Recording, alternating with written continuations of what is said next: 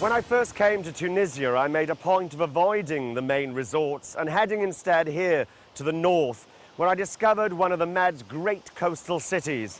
Well, here I am 10 years on, and it amazes me that Tunis remains relatively neglected and underrated.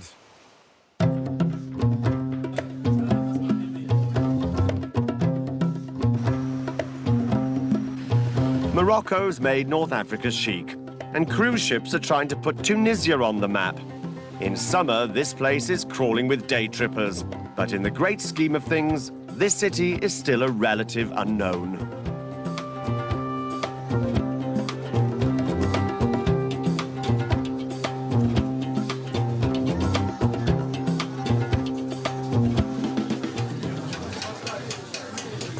In my book, Tunis can match the exotic charms of some better-known Moroccan destinations, plus there's a lot less hassle here. This city is a great combination of North African Berber and French panache, which should be raking in the city break set. It sits on a magnificent gulf, and at its heart is the Medina, or Old Town, spanning the 1,000 or so years of Arab and Turkish rule.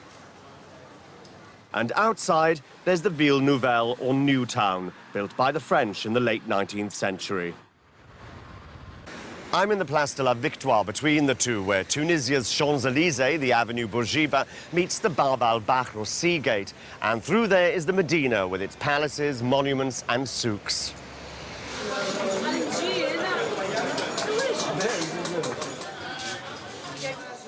The Rue Jemaa Zitouna is Main Street and tempts in the tourists. It's not the place to drop some shekels, as it's the most overpriced part of the souk. The street leads to the Jemaa Zitouna itself, or Great Mosque of the Olive Tree, built in the 9th century. And as a non-Muslim, you can visit the courtyard.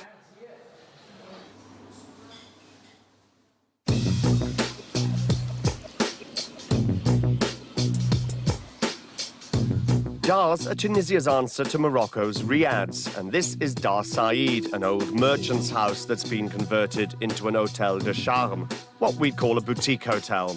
And it's a winner. Only 24 rooms and cool marble courtyards to unwind in.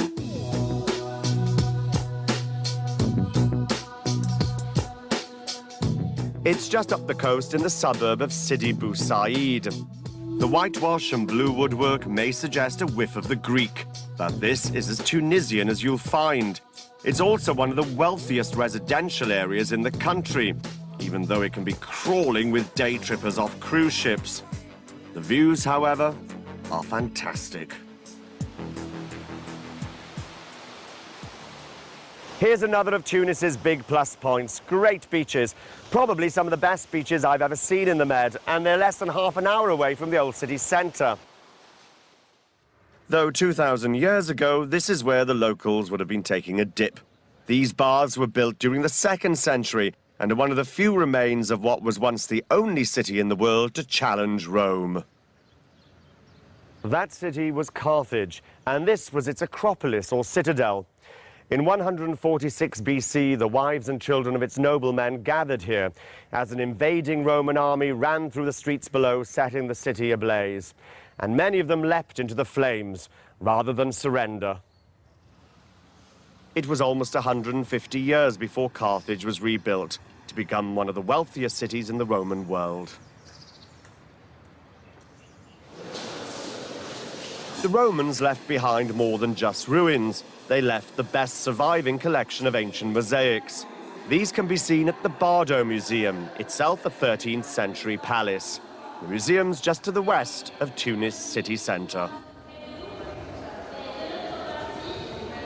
A taste of this city always leaves me wanting more, and I sincerely hope that Tunis develops some chic cred. It deserves it. Otherwise, I'm afraid we'll be seeing one another again. Same place in another 10 years.